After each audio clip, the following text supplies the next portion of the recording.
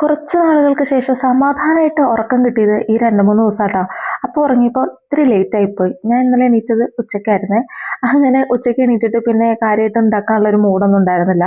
കുഞ്ഞിക്കൊരു ദോശയൊക്കെ ഉണ്ടാക്കി കൊടുത്ത് അവൻ്റെ വിശപ്പ് അങ്ങോട്ട് മാറ്റി. പിന്നെ ഞാനൊന്നും കഴിക്കാനും പോയില്ല. കാരണം ഉണ്ടാക്കാനുള്ള മടി കാരണം കൊണ്ടാണ് കേട്ടോ. അത് കഴിഞ്ഞ് വൈകുന്നേരമായപ്പം എനിക്ക് നന്നായിട്ട് വിശക്കാൻ തുടങ്ങി. അപ്പോൾ ഞാൻ ഫ്രിഡ്ജിലൊന്ന് തപ്പി നോക്കിക്കഴിഞ്ഞപ്പോൾ ഒരു ഫ്രോസൺ കപ്പയുടെ പാക്കറ്റ് കിട്ടി. അപ്പോൾ ഞാൻ വിചാരിച്ചു എന്നാൽ പിന്നെ അതൊന്ന് കുത്തി കാച്ചിയേക്കാം. അപ്പോൾ വൈകുന്നേരം കെട്ടിയവനും കൊടുക്കാമല്ലോ. അങ്ങനെ വിചാരിച്ചിട്ടാണ് പരിപാടി തുടങ്ങിയത്. അങ്ങനെ നമ്മൾ വെളുത്തുള്ളിയും സബോളയാണ് കേട്ടോ ഞാൻ എടുത്തത്. കാരണം ഇവിടെ ചെറിയുള്ളിക്കും ഒക്കെ ഭയങ്കരമായിട്ട് വില കൂടിയേക്കാം. അപ്പം നമ്മുടെ ചെറിയുള്ളി മേടിച്ച സ്റ്റോക്കൊക്കെ കഴിഞ്ഞായിരുന്നു.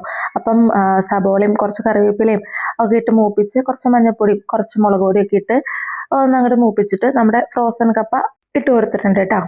എന്നിട്ട് നന്നായിട്ടൊന്ന് മിക്സ് ചെയ്ത് കൊടുത്ത് കുറച്ച് ഉപ്പും കുറച്ച് വെള്ളവും ഒക്കെ കൂടി ഒഴിച്ച് അടച്ച് വെച്ച് വേവിക്കാം. സാധാരണ കപ്പ നമ്മൾ കുക്കറിൽ വേവിച്ചിട്ട് ഇതിലേക്ക് ഇടുക ചെയ്യാറ്. പക്ഷേ ഇന്ന് ഞാൻ നേരിട്ട് ഇതിൽ വെച്ചത് എന്താണെന്ന് വെച്ചാൽ ഈ ഫ്രോസൺ കപ്പ പെട്ടെന്ന് വേവാറുണ്ട് കേട്ടോ. അപ്പം ഇതിലിരുന്നാലേ വേവുമെന്ന് വിചാരിച്ചിട്ട് ആ ഒരു ഓവർ കോൺഫിഡൻസിന്റെ പേരിലാണ് ഇതിൽ നേരിട്ട് അങ്ങ് വെച്ചത്.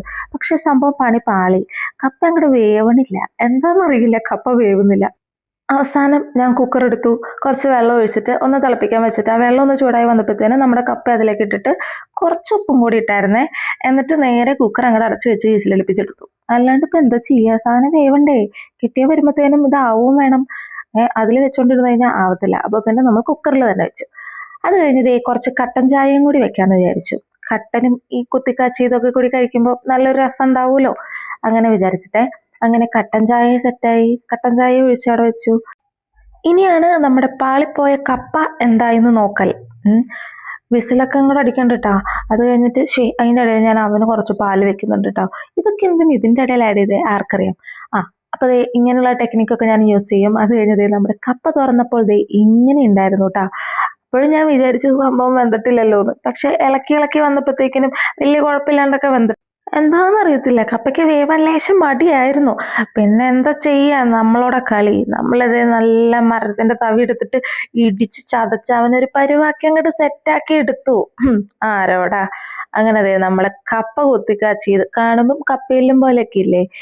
അതല്ലെങ്കിലും കപ്പയിലും കഴിക്കുന്ന രീതിയിൽ കഴിക്കാൻ വേണ്ടി ഞാൻ കുറച്ച് സബോളയൊക്കെ ഇട്ട് അങ്ങോട്ട് ഗാർണിഷ് ചെയ്തു. എന്നിട്ട് നമ്മുടെ സാധനം എങ്ങനെയുണ്ട്, സൂപ്പർ അല്ലേ?